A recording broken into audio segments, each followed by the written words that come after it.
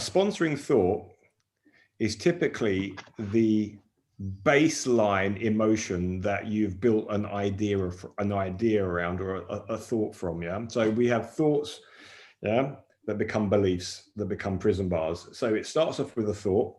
I have a thought about myself. I tell you where that comes from. I was 7 years old. I stood up in class to read out to the class my essay, and I completely fluffed it. I went bright red, had a national emotional response to it. And ever since then, I've hated public speaking. Not me personally, but an example of that thought. I hate public speaking becomes a belief, that becomes a limiting belief, that becomes structural to your perception of what's achievable. But you don't necessarily connect to that memory, that thought, in a very linear way. What happens is we have what's called the procedural memory in our long-term memory.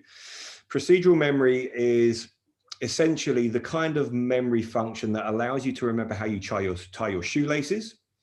So you don't have to remember how you learned it, or where you learned it, or why you learned it. You just remember it in order to function correctly. And without the procedural memory, we'd be in a lot of trouble. Yeah, it resides in the limbic system, you know, that reptilian part of the brain that's kind of really old and funky, linked to your sense of smell, which is why the sense of smell triggers memories, etc.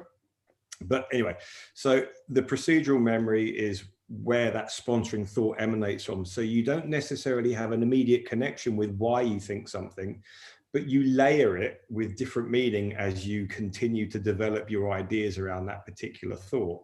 So we say, oh, you know, I can't do this, I can't do that. And you say, why can't you? Oh, it's just been that way. And you lose sight, or you lose connection with the original reason why you had that emotional experience.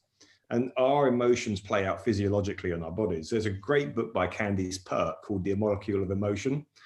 And she goes into the mechanics of how thoughts and emotions manifest at a biochemical level on the body and change our physiology. You know, the reason why we blush, for example, is a physical reaction to emotional situation.